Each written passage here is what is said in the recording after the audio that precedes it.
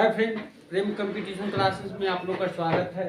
और जिस तरह से हम लोग लेकर आ रहे थे मोस्ट इम्पोर्टेंट क्वेश्चन का, तो आज जो है बर्मा शो एपिसोड है और हम उम्मीद करते हैं कि आप लोग के अच्छा लग रहा होगा। और यदि जो कोई नया मित्र देख रहे हैं तो चैनल को सब्सक्राइब कर लें ताकि जो भी नया वीडियो डालें तो आप लोग के पास नोटिफिकेशन चला जाए। और वीडियो को लास्ट तक देखिए। आप जो हम लोग क्वेश्चन लेकर आ रहे हैं तो मोस्ट इम्पोर्टेंट क्वेश्चन है ना। आप देखते होंगे जो भी जीएस से रिलेटेड एग्जाम है उस कहीं ना कहीं ये सब क्वेश्चन आपको दिखने के मिलता होगा। और आगामी जो भी एग्जाम दीजिएगा मुझे विश्वास है कि आप लोग को ये सब क्वेश्चन देखने को मिलेगा। और चलिए हम लोग देखते हैं। तो पहला क्या है, पंचायती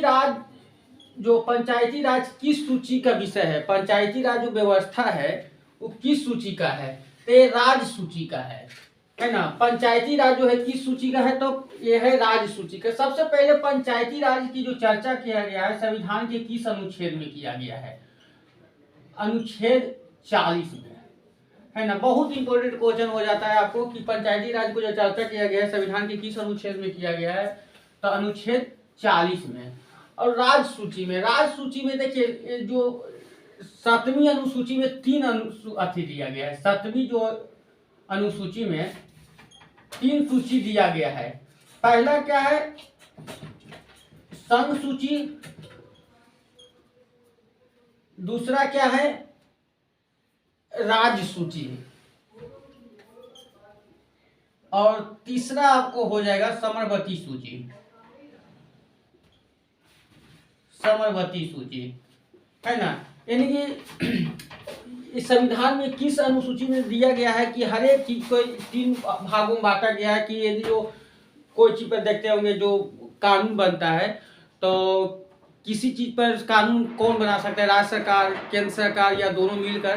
तो ये जो चर्चा किया गया है 7वीं अनुसूची में, 7वीं अनुसूची में 3 अति किया गया है, तो संघ सूची, राज सूची और समरवती सूची। संघ सूची में कोई भी जो वस्तु आता है, कोई भी कानून आता है तो उसका जो उस पर कानून बनाने का अधिकार किसका है, तो केंद्र का है ना।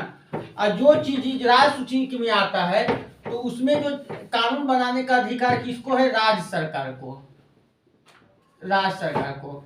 और समरवती सूची में दोनों मिलकर बनाता है। यदि जो पूर्ण जो अधिकार होता है, ज्यादा अधिकार होता है, संघ को ही होता है, केंद्र को ही होता है ना, केंद्र को। तो ये नेक्स्ट क्वेश्चन है आपको, महिला में साक्षरता दर सबसे अधिक किसका है, तो केरल का, है ना। क्या है, जनगणना 2011 के अनुसार महिला का सबसे साक्षर राज्य कौन सा है, तो केरल है। यदि जो ऐसे भी पूछे कि पूर्ण साक्षर जिला कौन है, पूर्ण साक्षर जिला कौन, साक्षर राज्य कौन है, जो तो केरल हो जाएगा, है ना। यदि जो पूछे सबसे कम साक्षर राज्य कौन सा हो जाएगा, तो ये हो जाएगा साक्षर राज्य कौन सा हो जाएगा, तो ये हो जाएगा बिहार, है ना, बिहार।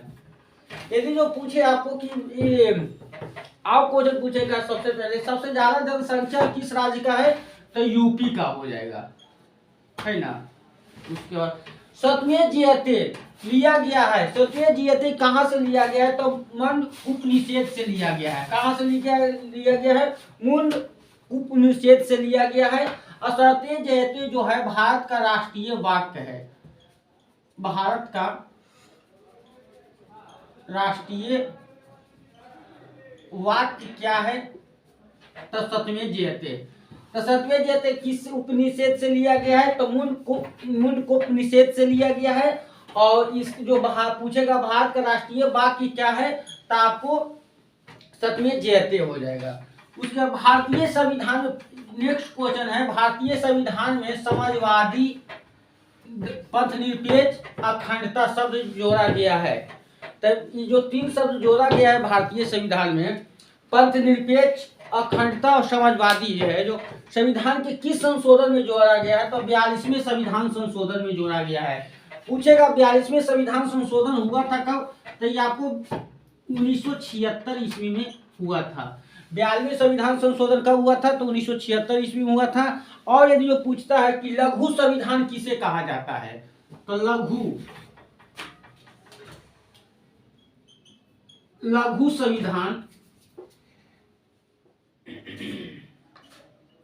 संविधान किसे कहा जाता है? तो 42वें संविधान संशोधन को कहा जाता है ना। नेक्स्ट क्वेश्चन है आपको, अमीर खुसरो किसके दरबार में दरबारी कवि था?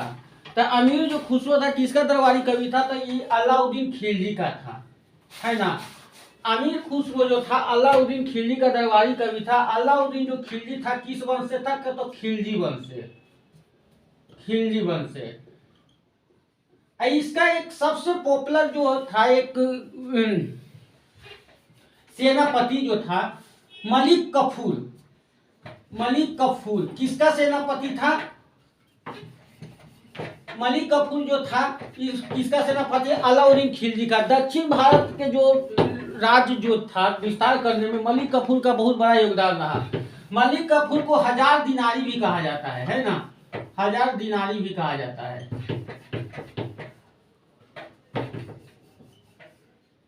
दिनारी भी कहा जाता है। 1000 दिनारी किसे कहा जाता है? मलिक कफूर को। मलिक कफूर किसका सेनापति था? अलाउद्दीन खिलजी को। और यदि जो आपको अलाउद्दीन खिलजी से बारे में क्वेश्चन पूछता है आपको, तो पूछता है कि इस घोड़ा दागने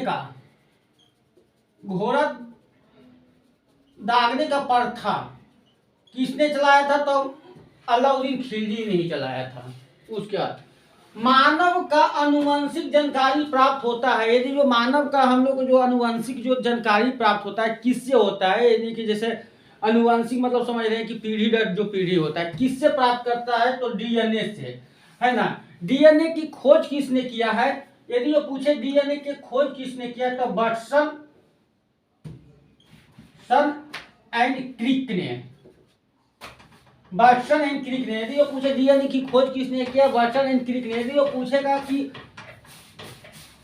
डीएनए बना होता है किससे? तो जीन्स से बना होता है डीएनए। और जीन्स का क्रियात्मक इकाई क्या है, यानी कि सबसे यूनिट क्या है? तो जीनोम होता है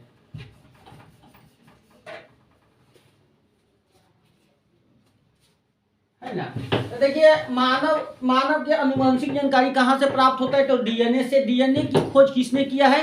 तो वाटसन एंड क्रिक ने किया है। और यदि वो पूछे जीन्स, डीएनए का जो छोटा रूप होता है जीन्स होता है, जीन, है ना। और जीन का जो छोटा रूप होता है सबसे, डीएनए का सबसे यूनिक इकाई होता है जो जीनोम होता है ना। उसके बाद नेक्स्ट क्वेश्चन क्या है, जैविक मरुस्थल किस नदी को कहा जाता है ना। भारत में जैविक मरुस्थल किस नदी को कहा जाता है? तो दामोदर नदी को कहा जाता है। दामोदर नदी बहती कहाँ है? तो दामोदर नदी दो राज्य में बहती है ना, झारखंड और पश्चिम बंगाल। अधिकांशतः ये पश्चिम बंगाल में ही बहती है। ये इसका उद्गम कहाँ से होता है? छोटा नागपुर पठार से।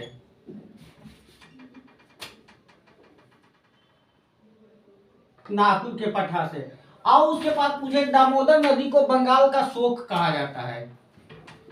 बंगाल का शोक, है ना। यानी कि देखिए इसे एकदम, यानी कि जैविक मरुस्थल किस नदी को कहा जाता है? तो दामोदर नदी को, है ना। और दामोदर नदी कहाँ बहती है? तो दो राज्य में, छोटा झारखंड में और पश्चिम बंगाल में। और दामोदर नदी का उद्गम कहाँ से होता है? तो छोटा नागपुर पठार से। और बंगाल का शोक किसे कहा जाता है? तो दामोदर नदी को। यदि वो पूछे बिहार का शोक किसे कहा जाता है? तो कोसी नदी को। और उड़ीसा का शोक किसे कहा जाता है? तो माही नदी को, है ना। उसके बाद नेक्स्ट क्वेश्चन है आपको, भारत और पाकिस्तान के अलग कौन सा रेखा करता है? तो भारत और पाकिस्तान को जो अलग करता है रेड क्लिफ रेखा अलग करता है। यदि जो आप लोग देखिए है, यदि जो आप लोग को आप पूरा जानकारी लेना चाहते हैं, आप बढ़िया से पढ़ना चाहते हैं, तो जो इसका एक अंतर्राष्ट्रीय लाइन है, आप प्ले लिस्ट में जाइएगा। प्ले लिस्ट में मोस्ट इम्पोर्टेंट जो टॉपिक है उसमें जाइएगा, तो अंतर्राष्ट्रीय रेखा उसका जितना भी अंतर्राष्ट्रीय रेखा से एक दूसरे अलग होता है देश, वो सारा आपको वहाँ मिल जाएगा। तो उसको जाके देखिए। हम 2-3 दिन पहले वीडियो डाले हैं वो, तो आप लोग जाके देखिए। और हम उम्मीद करते हैं कि आप लोगों को याद हो जाएगा, है ना। और यदि लोग पूछे भारत और पाकिस्तान से आओ कौन सा रेखा है, तो सन क्रिक लाइन, सन क्रिक लाइन है ना। भारत और पाकिस्तान से कौन सा रेखा अलग करती है, तो रेड क्लिफ रेखा और सन क्रिक लाइन। नेक्स्ट क्वेश्चन है, राष्ट्रीय युवा दिवस किसके जन्म दिवस पर मनाए जाते हैं। तो सबसे पहले राष्ट्रीय युवा दिवस मनाया कब जाता है, तो 12 जनवरी को। 12 जनवरी को राष्ट्रीय युवा दिवस किसके जन्म दिवस पर मनाया जाता है, तो स्वामी विवेकानंद के जन्म दिवस पर। तो आप लोग को वीडियो कैसा लगा, यदि जो अच्छा लगा तो चैनल को सब्सक्राइब कर ले, जो भी नया मित्र देख रहे हैं। अब वीडियो को जितना से जितना शेयर कीजिए। और यदि जो कोई प्रॉब्लम है, यदि जो आप लोग को टॉपिक में प्रॉब्लम हो रहा है, तो उसको आप कमेंट में बताइए, हम उसको पढ़ाने की कोशिश करेंगे। और वीडियो देखने के लिए धन्यवाद।